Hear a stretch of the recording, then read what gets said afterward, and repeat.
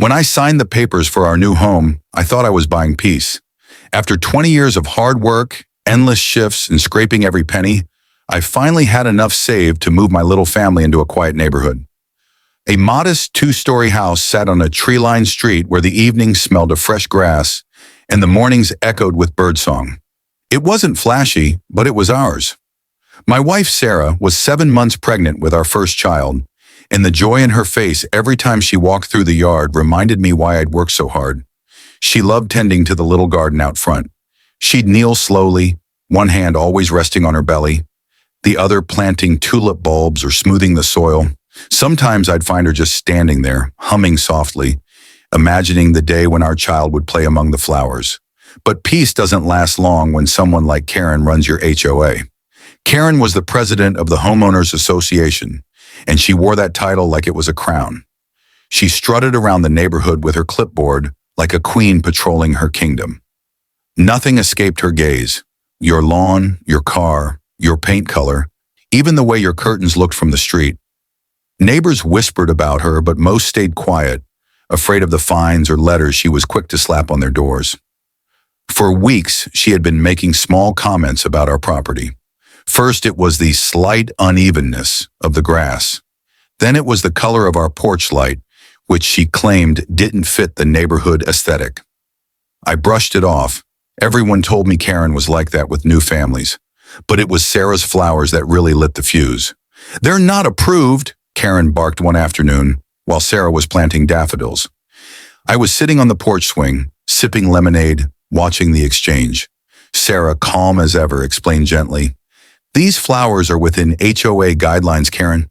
I double-checked the list before planting. "They're perfectly fine," Karen scoffed. "Perfectly fine to you, maybe.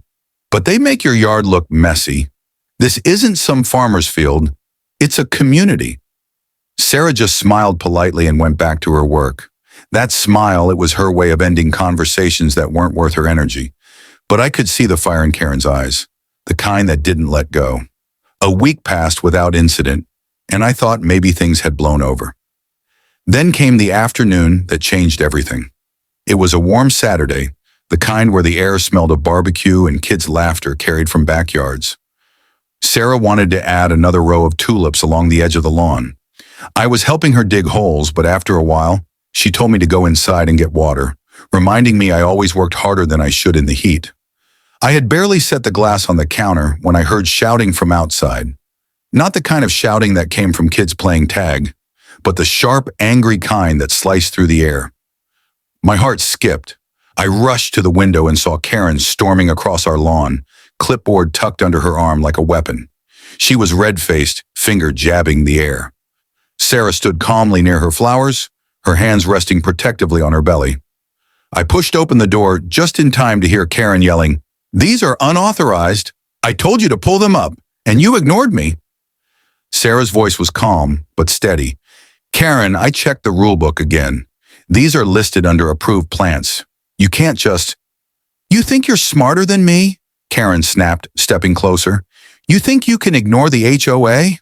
The neighbors had started to notice. Curtains fluttered as people peeked out, a few even stepping onto their porches. I felt my blood rising, but Sarah shot me a look, her silent way of saying, "Let me handle this." Karen's voice got sharper. "I am the president of this community. When I say something doesn't belong, it doesn't belong. End of story." Sarah took a slow breath, resting her hand on her belly. "Karen, you may be the HOA president, but you don't have the right to dictate beyond the rules. You can't change them on a whim." Maybe it was Sarah's calmness, maybe it was the audience Karen now had, but something inside her snapped. In one quick, shocking motion, she raised her hand and slapped Sarah across the face. The sound was loud, sharp enough that the whole street seemed to fall silent. My wife stumbled back, her eyes wide, one hand flying to her cheek, the other instinctively cradling her stomach. I froze. My heart thundered in my chest, rage boiling through me. Every muscle in my body screamed to charge forward, to defend my wife, to put Karen in her place. But before I could move, Sarah's hand shot up in front of me, stopping me in my tracks. Her eyes steady, unwavering despite the red mark forming on her cheek, locked onto mine. "Don't," she whispered firmly. I stood there, fists clenched, shaking with the effort of holding myself back. And then Sarah turned to Karen, her voice clear enough for every neighbor to hear. "You just assaulted a pregnant woman," she said, her tone icy and deliberate. "And in case you didn't know, you also just assaulted a federal lawyer." Karen's jaw dropped. Her smugness drained from her face like water from a broken dam. The transformation was instant. One moment a queen with her clipboard, the next a fool caught red-handed in front of her subjects. Gasps rippled across the neighborhood. People who had been watching from their windows stepped further out, phones in hand, some recording. My wife's words hung in the air like a hammer waiting to fall. For the first time since we'd moved in, Karen had no words. Her mouth opened and closed, but nothing came out. And for the first time, the power wasn't in her clipboard or her HOA title. It was in the truth. I stood behind my wife, chest swelling with pride, anger, and awe, all tangled together. She wasn't just my wife, or the soon-to-be mother of our child. She was a warrior in her own right, armed with law instead of fists, strength instead of fear. And in that moment, Karen realized she had made the biggest mistake of her life. Karen stammered, suddenly defensive. You can't scare me with your fancy titles. This is HOA property. You're violating the rules." But her voice cracked, betraying her bravado. Sarah, standing tall despite the red mark on her cheek, pulled out her phone. "First," she said clearly, loud enough for every neighbor to hear, "this is not HOA property. This is our land. Second, you just committed assault against a pregnant woman. That is both state and federal grounds for prosecution." Within minutes, the police were called, not by Karen, but by 3 different neighbors who had witnessed everything. When the officers arrived, Karen immediately tried to spin the story. "She provoked me," she shouted, pointing at my wife. "She's been planting without approval. She threatened me." But my wife calmly handed over her federal badge and the recording she had started moments after Karen began yelling. Every word, every threat, and the strike were on video. The officers' faces shifted from polite neutrality to stern disapproval. Karen's smugness evaporated as one officer turned to her and said, "Ma'am, you are under arrest for assaulting a pregnant woman." The neighborhood fell into stunned silence, broken only by the clicking of handcuffs. The fallout was brutal.